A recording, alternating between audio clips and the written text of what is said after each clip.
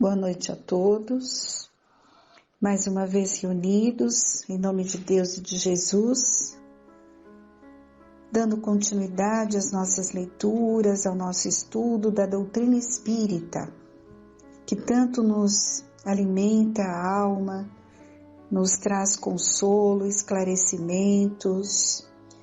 Sejamos muito gratos a Deus pela oportunidade de termos chegado até esta casa espírita, casa abençoada, Fabiano de Cristo.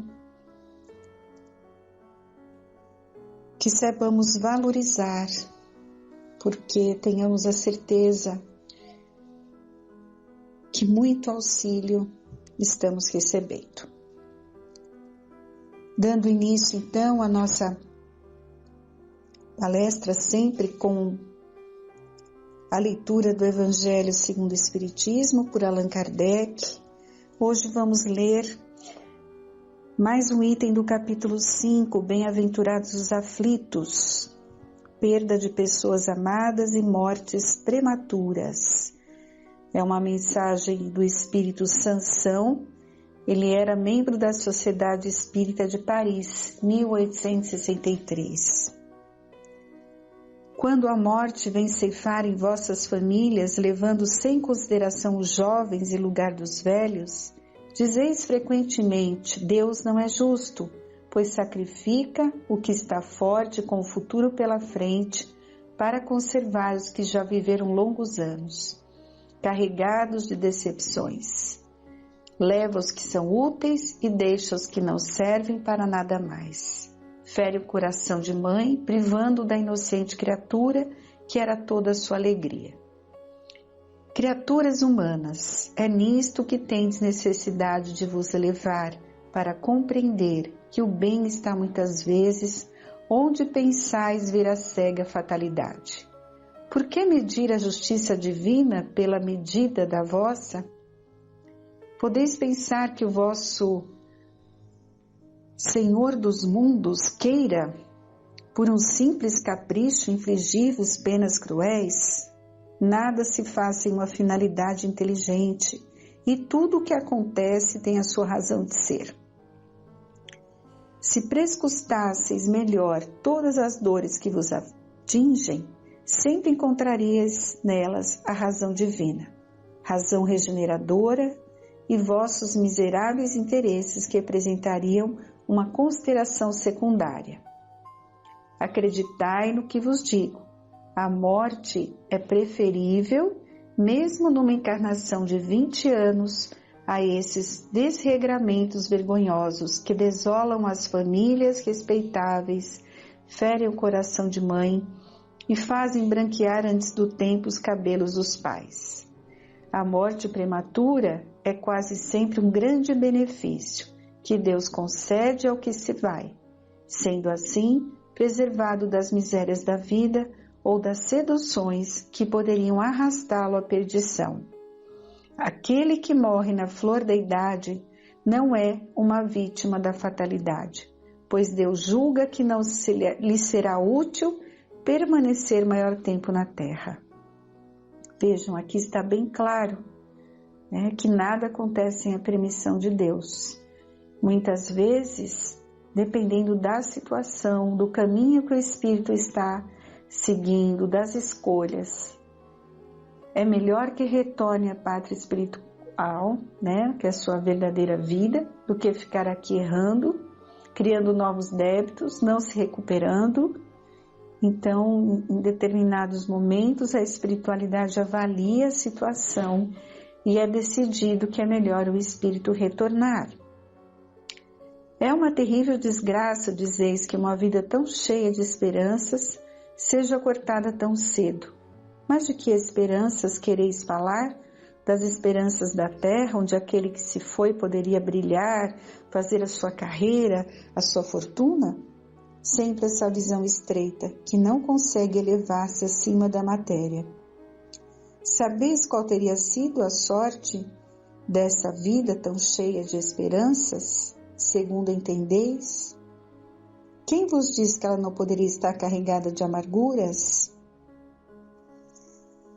Regozijai-vos em vez de chorar, quando apraz a Deus retirar um de seus filhos, desse vale de misérias. Não é egoísmo desejar que ele fique para sofrer convosco? Essa dor se concebe entre os que não têm fé, e que vem na morte a separação eterna. Mas vós, espíritas, sabeis que a alma vive melhor quando livre do seu envoltório corporal. Mães, sabeis que vossos filhos bem-amados estão perto de vós. Sim, eles estão bem perto, seus corpos fluídicos vos envolvem, seus pensamentos vos protegem, e vossa lembrança os enebria de contentamento. Mas as vossas dores, sem razão, os afligem, porque revelam uma falta de fé e constituem uma revolta contra a vontade de Deus. Esse texto é muito importante nesse momento que estamos vivendo, porque muitas famílias, se separaram dos seus entes queridos. Na doutrina espírita nós sempre falamos separamos, porque a morte não existe, todos continuam vivos, retornaram à verdadeira morada, que é o nosso lar, mundo espiritual, mundo dos espíritos. Então estamos separados temporariamente. E com essa pandemia, muitas mãezinhas perderam os seus filhos, ainda crianças, jovens. E aqui está bem claro que nada acontece sem a permissão de Deus. Então existem aqueles que renascem com a programação de viver pouco tempo na Terra, somente para resgatar alguma situação da encarnação passada que ficou pendente. Acabando ali o prazo que ele tem que ficar, ele retorna. E isso é bom para ele, porque ele vai continuar a sua jornada evolutiva. Quanto mais tempo nós ficamos aqui, mais débitos nós temos a resgatar. É que nós não enxergamos desta maneira, Achamos que aqui que é a verdadeira vida, aqui que é melhor, aqui que a gente tem que ficar mais tempo. Mas estudando a doutrina espírita, é muito bem nos colocado de que a verdadeira vida é lá. Então, quando o espírito retorna, é porque ele já cumpriu uma etapa, está voltando à sua verdadeira vida para se preparar para outra. É isso que nós temos que entender. Então, não se entristecer quando desencarna uma criança, um jovem, principalmente se for dentro de um contexto normal, aqueles espíritos não buscaram esse desencarne, porque infelizmente, como ele mencionou aqui também, que a morte é preferível a esses desregramentos vergonhosos que desolam as famílias respeitáveis, Quantos jovens hoje, nessa questão aí da drogadição, dos excessos, estão provocando situações de desencarne precoce, correndo risco, como o suicídio indireto, porque quando alguém se utiliza de um álcool, dirige um volante, provoca um acidente, pode desencarnar. Então a espiritualidade, ela nos observa, e até por mérito daquele espírito, dos seus familiares, eles preferem que o espírito, muitas vezes, porque eles têm o conhecimento do todo, é muito amplo a visão deles, não é como a nossa pequena. Eles enxergando aquela situação, acham melhor o espírito voltar à sua verdadeira morada, se fortalecer e se preparar para uma nova vida em outras condições do que ele continuar aqui desenvolvendo várias situações dolorosas para ele e para todos que convivem. Então veja, não temos que jamais achar que houve injustiça de Deus quando essas situações acontecem. Tudo aconteceu com a permissão desse Pai amoroso. Se era hora ou não, vamos saber avaliar dependendo de como estamos sendo conduzidos a vida de cada um, do modo do desencarne, podemos ter uma ideia, mas em qualquer situação foi o melhor para aquele espírito. Tenhamos a certeza disso, né? Então busquemos na doutrina espírita a vasta literatura que fala sobre esse tema, né? É muito importante, tem muitos livros de André Luiz, Herculano Pires, Ernesto Bozano, falam sobre a morte. E lembremos sempre que a Terra, para nós, é uma escola, é um hospital, um cárcere, é um local onde nós renascemos para resgatar e aprender, mas não é o nosso verdadeiro lar. Estamos cumprindo aqui uma etapa necessária ao nosso aprimoramento espiritual, que é a finalidade maior da vida. Terminando essa etapa, nós retornamos ao nosso lar verdadeiro, que é o mundo dos espíritos. A morte física faz parte, portanto, da vida física, né? E quando compreendemos essa lei, nos sentimos consolados. O que não significa ausência de dor, de sofrimento, né? Claro, provocado pela ausência física daqueles que nós amamos. Mas nós compreendemos que é necessária essa separação e que não aconteceu sem a permissão de Deus, não é mesmo? A morte do corpo físico, ela liberta o espírito para que ele retome sua consciência eterna, planejando novos rumos de aprendizado. Com esse entendimento, nós podemos sentir que a dor maior da perda de um ente amado reside no amor que temos por nós mesmos, né?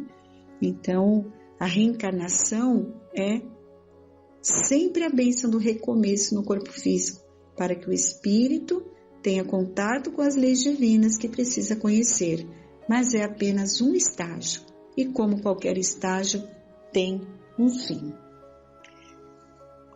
Essa é uma dificuldade do ser humano, então nós temos que pensar sobre isso. Renascemos e um dia vamos retornar à pátria espiritual. E nós não pensamos nisso, não nos preparamos para isso. No livro do Herculano Pires, Educação para a Morte, logo no início, ele tem uma frase, ele coloca assim: o homem nasce e ensinam-lhe a educação para a vida. Não obstante, a morte é o certo negado, omitido sempre que possível, pintado nas cores do vazio misterioso. Por isso, nem há vida plena, nem morte tranquila. Tudo se resume num viver em sobressaltos que as próprias religiões alimentam. Vejam, é isso mesmo, né? Nós não nos preparamos para esse retorno, para essa separação, e ela pode chegar a qualquer momento e nos pegar de surpresa, sem estarmos fortalecidos, e corremos o risco aí de entrarmos num processo muito triste de existência, né? E é curioso, a gente percebe que nosso tempo, a gente cuida da educação para a vida, mas a gente esquece de que vivemos para morrer. A morte é o nosso fim inevitável. No entanto, chegamos geralmente a ela sem o menor preparo, não é mesmo? Então é muito importante que nós busquemos essa informação. E a doutrina espírita, ela nos esclarece. Sabemos quem somos, o que estamos fazendo aqui, para onde vamos. Continuamos vivos, continuamos estudando, trabalhando, se recuperando, aprendendo, Renascemos quantas vezes forem necessárias. Todos sabemos que morremos, né? Quem nasceu já vai morrer, é um fato. Mesmo que a gente não queira pensar nisso, isso vai acontecer. Que a morte é inevitável, é um fato. Mas estamos tão apegados à vida e fazemos uma ideia tão negativa e temerosa da morte que a rejeitamos em nossa consciência e a transformamos num mito, afastando-a para o fim dos tempos. Mesmo quando conscientemente pensamos na morte, o fazemos com a ilusão de que ela não chegará tão cedo, pois temos ainda muita coisa a fazer e sentimos que a vida borbulha em torno de nós, sem permitir a entrada da morte em nosso meio.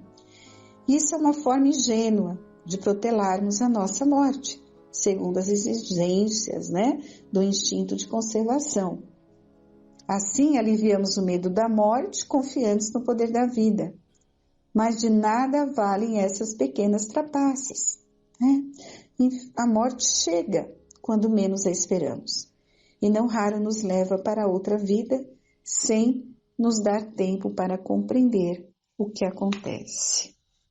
Então, é muito importante para evitarmos esses inconvenientes, desenvolver em nós a consciência da morte, sabendo positivamente que a morte existe, é inevitável, a morte do corpo físico, vamos deixar bem claro aqui, ela existe, é inevitável, sendo inútil qualquer ilusão nesse sentido, que só poderá prejudicar-nos. Então, nós temos que estudar, conhecer o verdadeiro significado da vida, temos de nos familiarizar com a morte, considerando-a com naturalidade, não a transformando em tragédia ou em espetáculos inúteis de desespero. Nas sessões espíritas, cuida-se muito desses casos, procurando se despertar os mortos de suas confusões produzidas pelo apego à terra, e integrá-los na nova forma de vida para que passaram. E ali, naquela vivência mediúnica, quando você está conversando com os espíritos que são trazidos ali e que não estão entendendo a condição deles naquele momento, eles não são tratados como almas do outro mundo, são tratados como companheiros da vida terrena, que se libertaram do condicionamento animal por retornarem ao seu mundo de origem, que é o espiritual. Então é isso, queridos amigos, que nós gostaríamos de falar nessa noite. Muito importante conhecermos mais profundamente o que é a vida, o que estamos fazendo aqui, quando retornarmos, para onde vamos, quais são as razões de cada encarnação, o porquê estamos aqui, para que finalidade. Tudo isso vai alimentar a nossa alma. E sempre lembrando que Deus é soberanamente justo e bom. Então, quando o desencarne chega à nossa família, levando de volta a verdadeira morada, os entes que amamos, busquemos em Deus e em Jesus a força, a compreensão. Era o momento daquela pessoa retornar. Confiemos. Sejamos gratos pelo tempo que vivemos juntos. E por isso é tão importante viver o dia de hoje como se fosse o último dia que estivéssemos juntos com todos que amamos. Não sabemos, Essa separação pode acontecer em qualquer momento. Nós vimos aí nessa situação da pandemia, quantos desencarnaram, E será que tiveram tempo de se preparar, de poder dizer o quanto amavam aqueles que estavam ao seu redor, de fazer tudo o que deveriam? A vida passa muito depressa, então aproveitemos cada momento e sempre nas escolhas do bem, compreendendo, perdoando quantas vezes forem necessárias, porque aí estaremos com a consciência tranquila quando acontecer essa separação, de que fizemos tudo o que foi possível e que cada um tem o seu tempo de vida. Retornando mais para frente, nos encontraremos. Os espíritos que se amam e que têm uma ligação mais profunda se encontrarão sempre. A ligação será eterna. Então acalme os seus corações, confiem em Deus e estudem essa doutrina que é luz para os nossos corações. Uma boa noite a todos. Fiquem com Deus.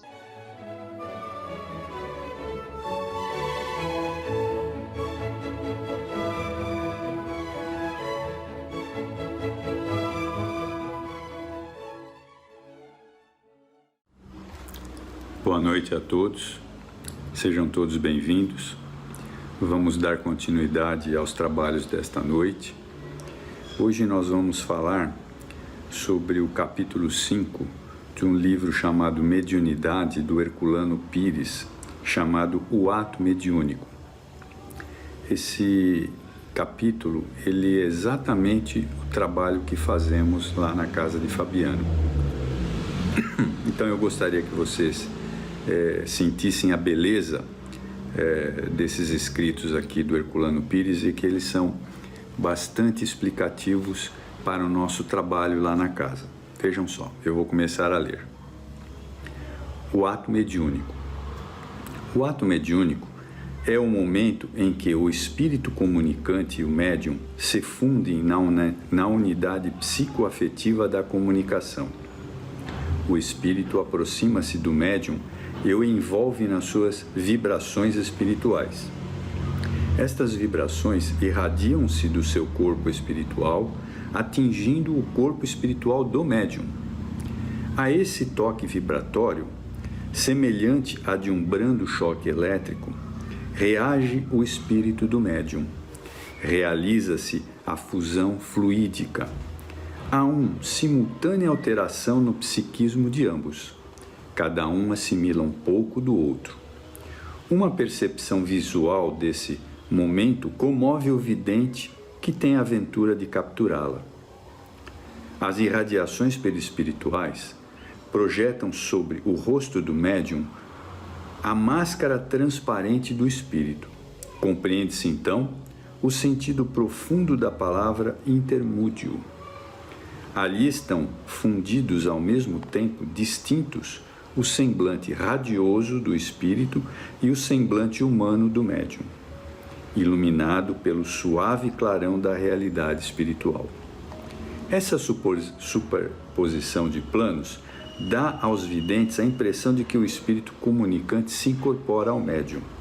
Daí a errônea denominação de incorporação para as manifestações orais. O que se dá não é uma incorporação, mas uma interpenetração psíquica, como a luz atravessando uma vidraça. Ligados aos centros vitais de ambos, o espírito se manifesta emocionado, reintegrando-se às sensações da vida terrena, sem sentir o peso da carne. O médium, por sua vez, experimenta a leveza do espírito, sem perder a consciência da sua natureza carnal, e fala ao sopro do espírito como um intérprete que não se dá ao trabalho da tradução. O ato mediúnico natural é esse momento de síntese afetiva em que os dois planos da vida revelam o segredo da morte, apenas um desvestir do pesado escafandro da matéria densa. O ato mediúnico normal é uma segunda ressurreição, que se verifica precisamente no corpo espiritual que que, segundo o apóstolo Paulo, é o corpo da ressurreição. O espírito volta à carne, não a que deixou no túmulo, mas a do médium, que lhe oferece, num gesto de amor, a oportunidade do retorno aos corações que deixou no mundo. A beleza do reencontro de um filho com a mãe, que estreita o médium nos braços ansiosos e o beija com toda a efusão da saudade materna. Compensa de muito a impiedade dos que acusam de praticar bruxarias.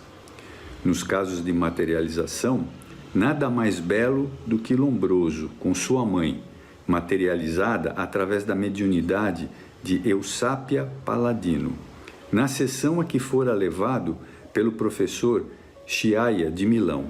Eusápia era uma camponesa analfabeta e 1000 vezes caluniada. Lombroso, o fundador da antropologia criminal, retratou-se na revista Luce e Lombra de seus violentos artigos contra o espiritismo e declarou comovido, depois dessa situação: nenhum gigante do pensamento e da força poderia me fazer o que me fez esta pequena mulher analfabeta: arrancar minha mãe do túmulo e devolvê-la aos meus braços.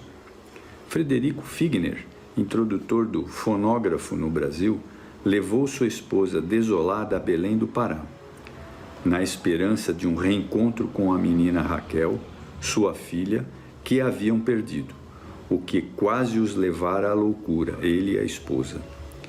Procuraram a médium Ana Paula Prado, também mulher do campo, e numa sessão com ela a menina apareceu materializada, estimulando os pais a enfrentarem o caso com serenidade, pois ali estava viva e falava e os beijava. Sentava-se aos seus colos, provando que não morrera. Figner, ao voltar ao Rio de Janeiro, dedicou-se dali por diante ao espiritismo, com a chama da fé acesa em seu coração e no coração da sua esposa. Mas agora uma fé inabalável, assentada na razão e nos fatos. Quando o ato mediúnico é assim perfeito e claro, iluminado por uma mediunidade esclarecida e devotada ao bem, não há gigante, como no caso de Lombroso, que não se curve reverente ante o mistério da vida imortal.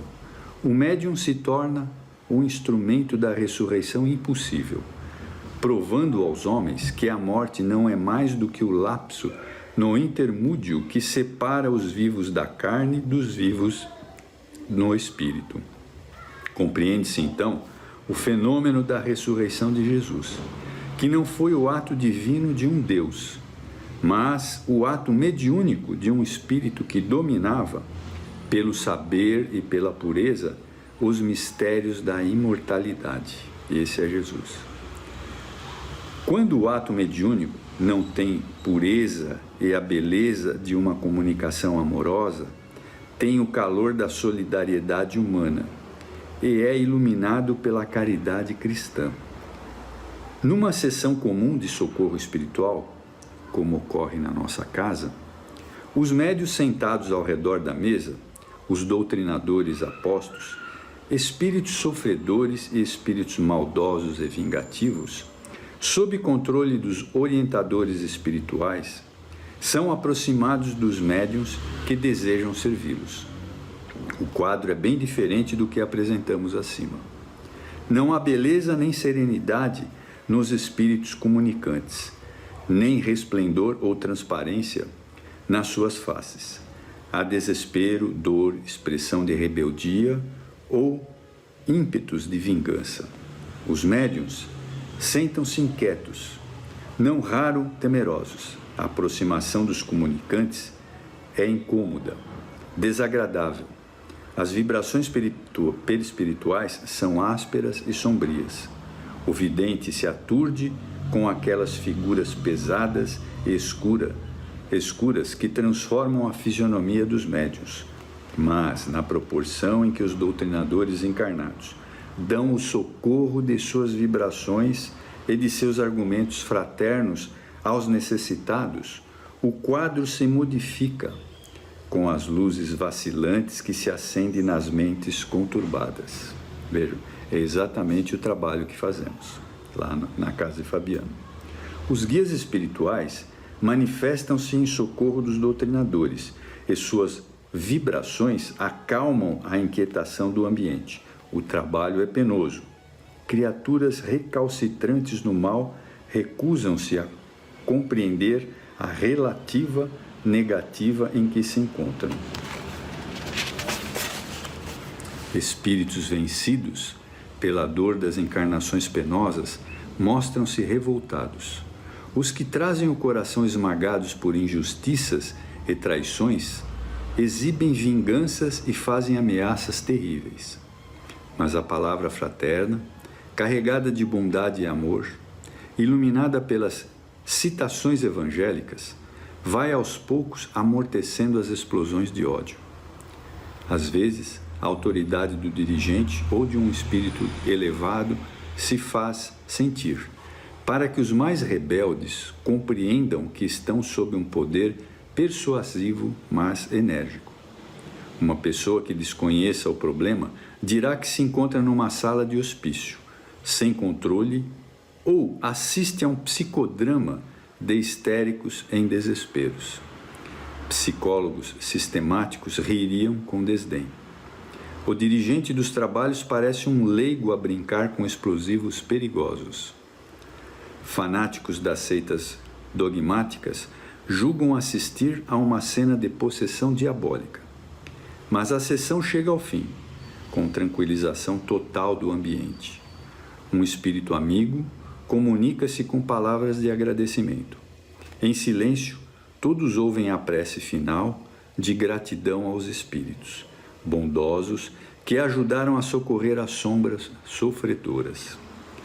É estranho que todos estejam bem e satisfeitos com o resultado dos trabalhos. As pessoas beneficiadas comentam suas melhoras. O ambiente é de paz, amor e satisfação pelo dever cumprido. Numa sessão de desobsessão, para casos graves, com poucos elementos, sem assistência numerosa do socorro geral, as comunicações são violentas. Os médiuns sofrem, gemem, gritam e choram. Os dirigentes e os doutrinadores permanecem tranquilos, aparentemente impassíveis, e os doutrinadores usam palavras persuasivas, de atitudes benignas, nada de ameaças e exprobações violentas, como nas práticas antigas do exorcismo arcaico, vindo das profundezas do Egito, da Mesopotâmia e da Palestina.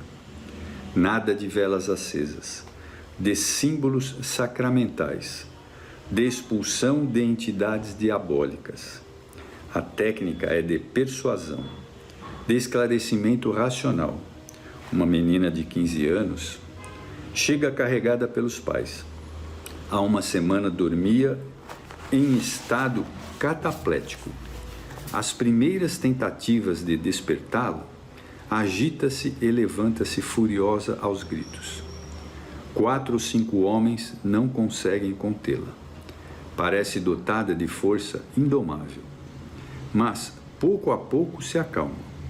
Chora baixinho e volta a seu estado natural de menina graciosa e frágil. Retira-se da reunião como se nada demais tivesse acontecido. Despede-se alegre, corre para a rua, toma o automóvel que a trouxe, como se voltasse de um passeio. O ato mediúnico foi violento, assustador, mas o resultado da prece, dos passes, da doutrinação amorosa foi surpreendente. Poucos perceberam que naquele corpinho de menina as garras da vingança estavam cravadas, tentando rasgar a cortina piedosa que vela os ódios do passado. No ato mediúnico, a criatura humana recupera os tempos esquecidos e se revê na tela das experiências mortas. E mais uma vez, a morte lhe parece como pura ilusão sensorial, pois tudo quanto havia desaparecido numa cova renasce de repente nas águas amargas da provação. A mediunidade funciona como um radar sensibilíssimo voltado para os caminhos perdidos. Nem sempre a tela da memória consegue reproduzir as imagens distantes, mas nas profundezas do inconsciente, recalques antifreudianos esperam a catarse piedosa da comunicação absurda, em que os diálogos da caridade parecem brotar de terríveis mal-entendidos. Uma mulher não entendia por que o espírito comunicante a acusava de atrocidades que jamais praticara e a chamava de condessa. Achou que tudo aquilo não passava de uma farsa ou de um momento de loucura. Mas quando aconselhada pelo doutrinador, pediu perdão ao espírito algoz e chorou sem querer e sem saber por qual motivo o fazia, sentiu profundo alívio e nos dias seguintes os seus males desapareceram. As lágrimas de uma criatura que a amnésia tornou inocente podem comover um coração embrutecido no desejo de vingança. Mas quem fará o encontro necessário para o ajuste dos velhos erros e crimes se o médium não oferecer a imolação voluntária de si mesmo para apaziguar com as palavras do mestre, né? A importância dos médiuns. A responsabilidade espiritual do médium reflete-se no espelho de cada um dos seus atos de caridade mediúnica. O mediunato não é uma sagração ritual inventada pelos homens. Nasce das leis naturais que regem consciências no fluir do tempo, no suceder das gerações e das reencarnações. Um ato mediúnico é o cumprimento de um dever assumido perante o tribunal de Deus, instalado na consciência de cada um.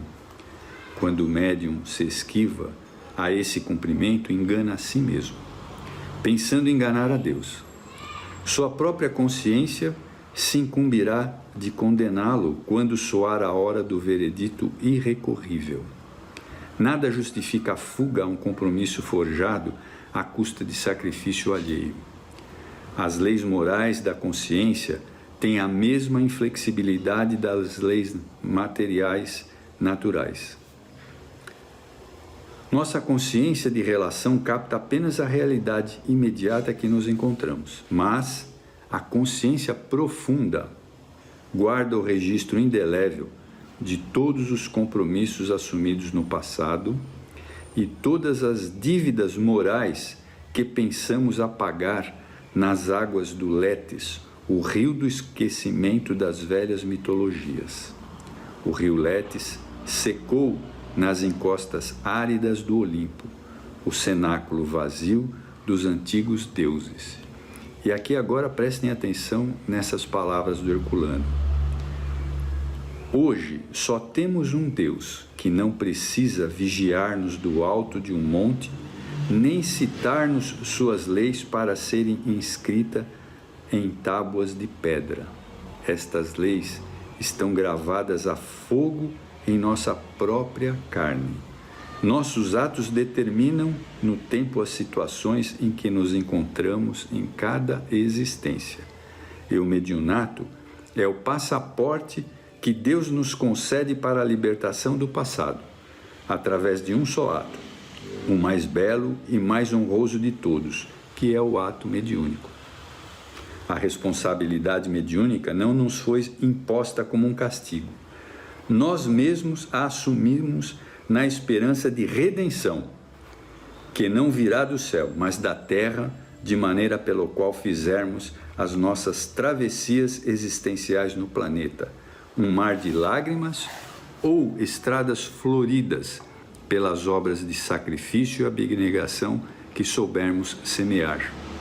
Temos o futuro em nossas mãos, o futuro imediato, do dia a dia e o futuro remoto, que nos espera nas translações da Terra em torno do Sol. Chegamos assim à conclusão inevitável de que o presente passa depressa, mas o passado reponta em cada esquina do presente e do futuro. Bem, esse texto é maravilhoso e o Herculano nos dá uma oportunidade de entendermos a nossa mediunidade. Eu agradeço a todos. Vamos pedir que Deus e Jesus e o Frei Fabiano nos acompanhem e que possamos ter um final de semana tranquilo, em paz, e uma semana que se aproxima de muito amor. Pai nosso, que estais nos céus, santificado seja o vosso nome. Venha a nós o teu reino, seja feita a tua vontade, assim na terra como no céu. Pão nosso de cada dia nos dai hoje. Perdoa as nossas dívidas, assim como perdoamos os nossos devedores. Não nos deixes cair em tentação, livra-nos de todo mal, que assim seja. Graças a Deus, graças a Jesus. Muito obrigado.